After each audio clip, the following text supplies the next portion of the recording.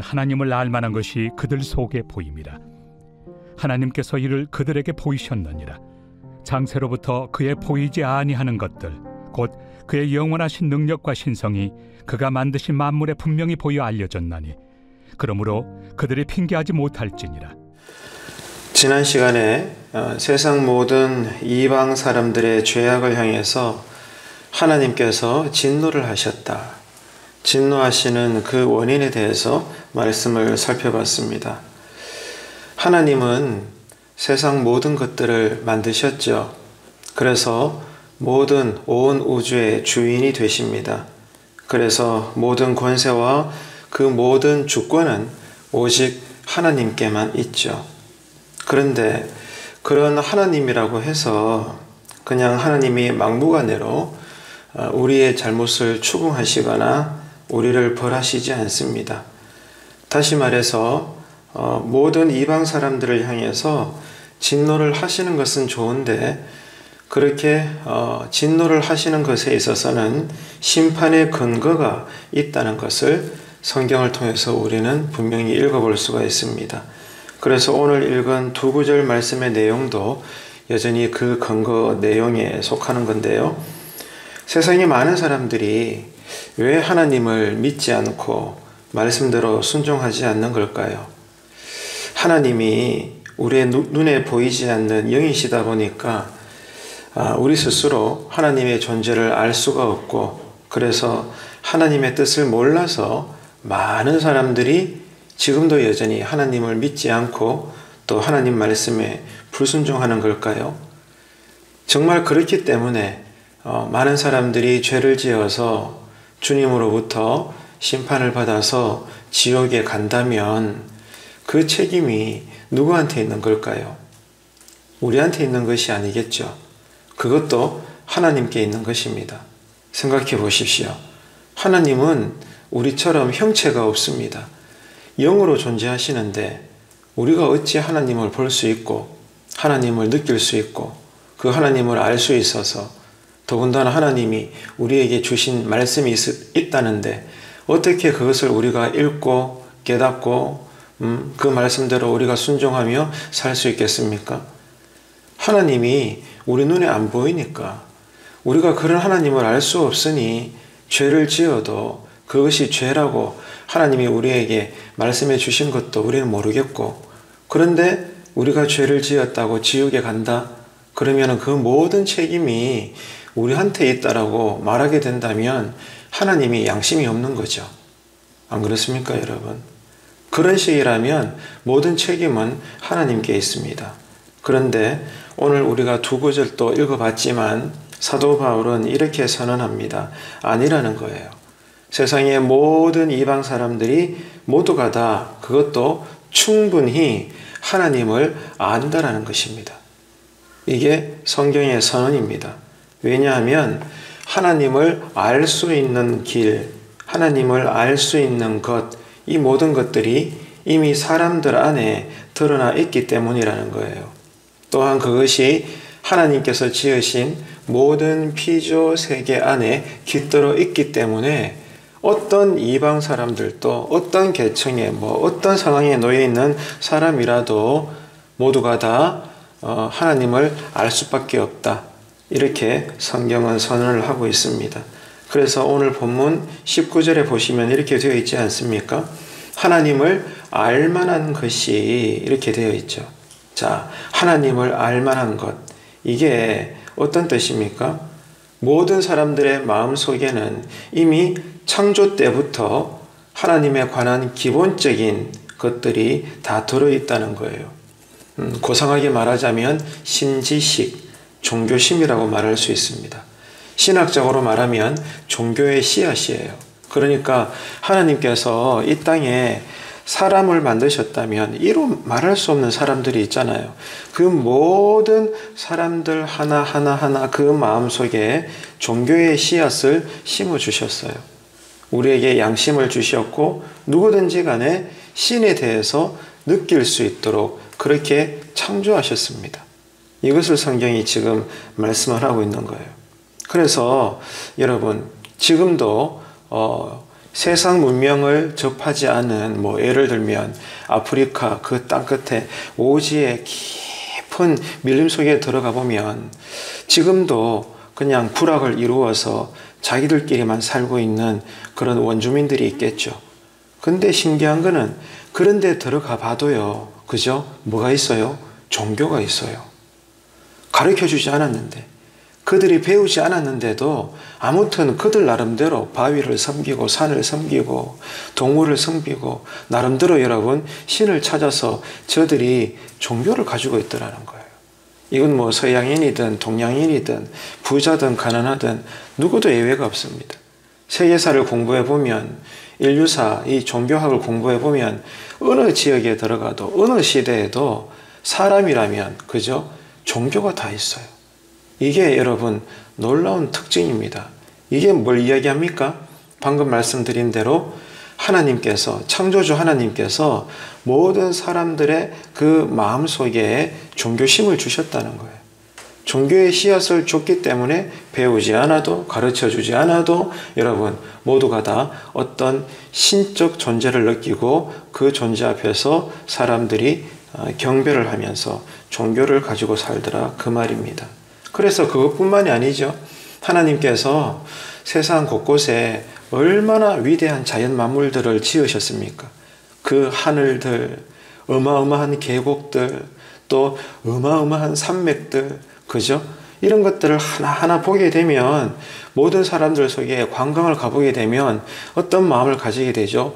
엄청나다, 대단하다, 경외감마저 느끼게 됩니다. 그래서 누구나 다 사람들 마음속에 잠깐이라도 세상이 우연히 존재하는 것 같은데 근데 가만히 보면 어떤 신적 존재가 있어서 그 신이라는 존재가 이 세상과 우주 만물을 설계하지 않는 이상 어떻게 이게 이 지구 땅덩어리가 조금도 오차가 없이 태양을 돌고 달도 조금도 오차가 없이 사시사계절 가까이 갔다가 뒤로 좀 멀어졌다가 지구를 뺑글뺑글 돌고 말이죠. 어떻게 이 지구가 자전을 하고 여러분 안 그렇습니까? 지금도요 세상에 수많은 과학자들이 신앙과 종교를 떠나서라도 하다못해 사람들의 이 눈동자 하나만 깊이 연구해봐도 놀란다 그러잖아요. 이 눈동자 하나만 봐도 그 구조가 너무나 세밀하고 너무나 정확하고 너무나 여러분 신기하다라는 거예요. 눈동자 하나만 연구해봐도 그 동물들 개체 하나하나만 연구해봐도 그리고 살아가는 생활의 환경과 패턴과 문화 양식과 모든 자연 만물을 하나하나 과학적으로 연구해보면 연구해 볼수록 굳이 여러분 어떤 종교성이 아니더라도 과학자들이 탄성을 지른다잖아요. 잘은 모르겠지만 어떤 신적 존재가 있지 않는 한 어떻게 이 우주 만물이 존재할 수 있는가. 그런 나름대로의 불신자 과학자조차도 한순간은 종교심을 가질 수밖에 없을 만큼 학문을 공부하면 공부할수록 세상 하나님께서 창조하신 모든 피조물 만물 안에 뭐가 들어있다는 거예요? 하나님의 영원하신 능력과 그 영원하신 신성이 깃들어져 있어서 우리가 조금만 관심을 가지고 보면 들여다보면은 하나님의 신적 존재를 느낄 수밖에 없다. 그래서 지금 사도 바울이 이것을 선언하고 있는 거예요. 그래서 모든 특별히 지금 현재 이방 사람들을 향하여 언급을 하고 있기 때문에 나중에는 이제 유대인들에 대해서도 이야기하지만 세상 모든 사람들이 절대로 핑계댈 수 없다. 하나님을 모른다고 말할 수 없다. 그래서 훗날 자기 멋대로 살다가 하나님 심판대 앞에 서서 주님 앞에서 심판받을 때 이제 지옥 가라고 명령을 받았는데 그네들이 막 울면서 말이죠. 우리가 하나님을 알지 못해서 당신 예수님을 내가 믿지 못했는데 왜 나를 지옥 보내요? 라고 그렇게 울어봐야 소용이 없다는 거예요. 지금 사도 바울, 즉 성경에 가르쳐 주심은 누구도 핑계할 수 없다.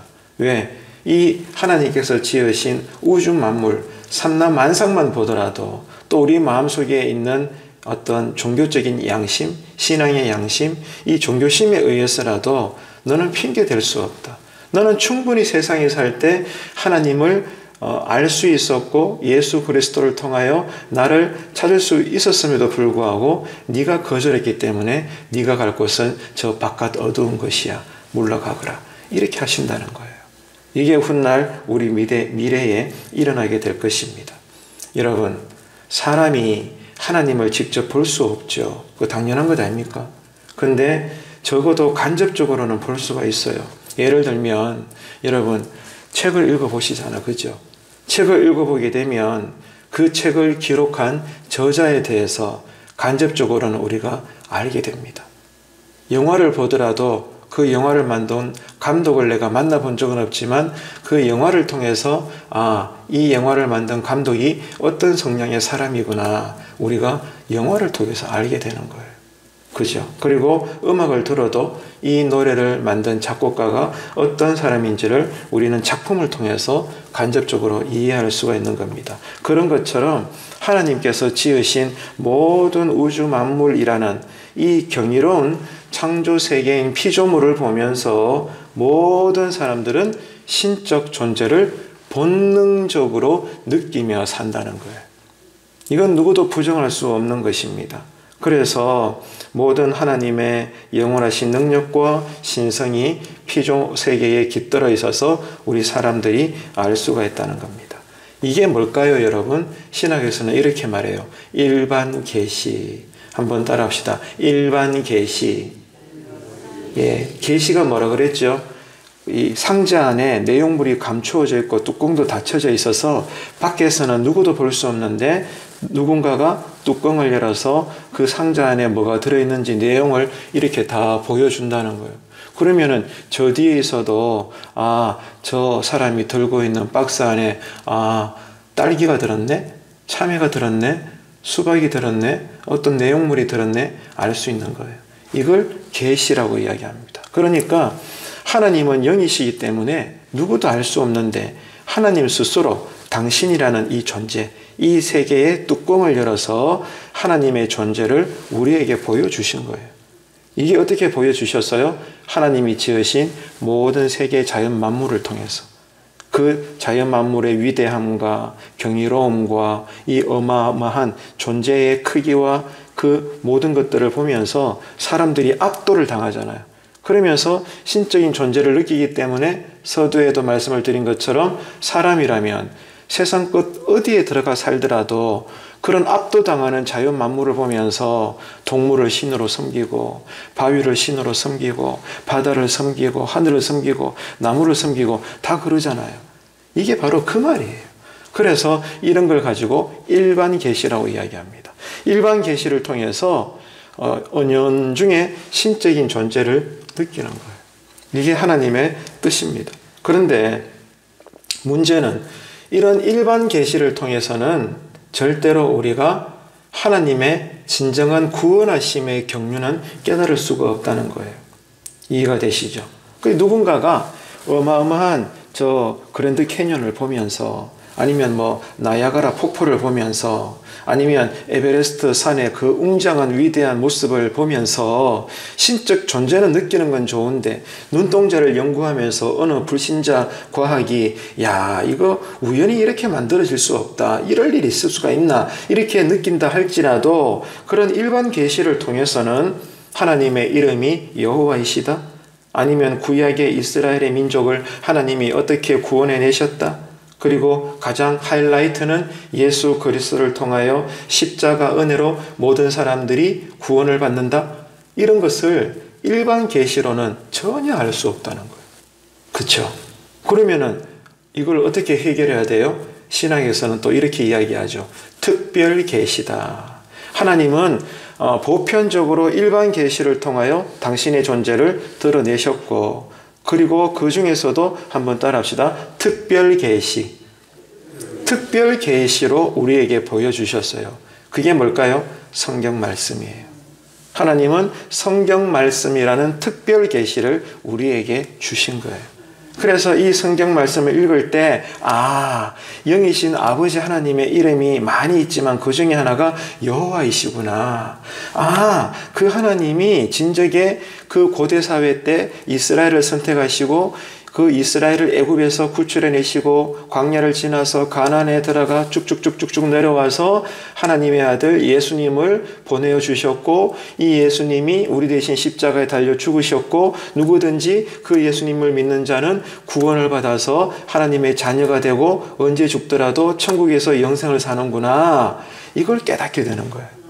이게 특별 계시예요. 이렇게 하나님은 계시의 아버지가 되십니다. 일반 계시를 통해서 신적 존재를 알게 하시고, 그리고 특별 계시인 성경 말씀을 통해서 진짜 우리가 알아야 될 하나님의 지식을 우리로 가지게 하시고 알게 하는 것입니다.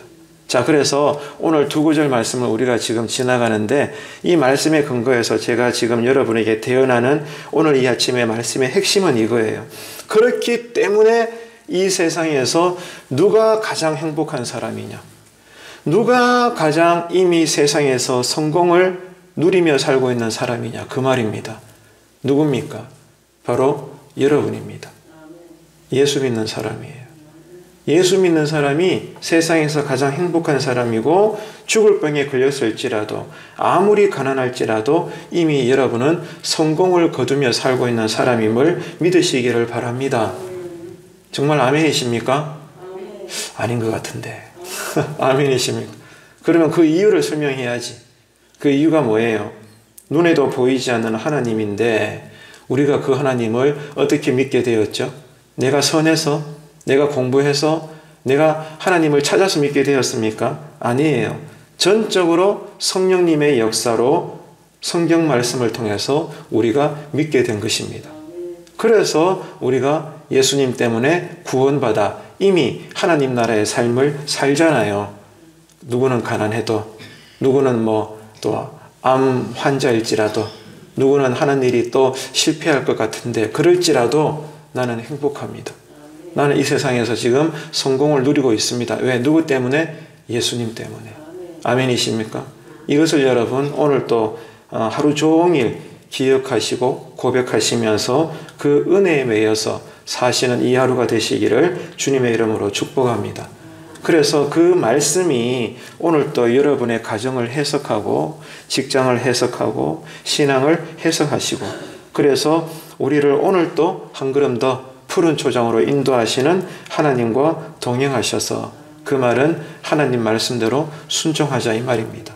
이렇게 해서 오늘 떠나는 행복한 그리스도인으로서, 또한 이미 세상을 예수님 때문에 성공한, 왜? 믿음으로 구원받았으니까. 그래서 이 하루를 믿는 자로서 세상이 알지 못하는 신령한 기쁨을 가지고 감사하며 잘 살아내시는 이 하루가 되시기를 축복합니다.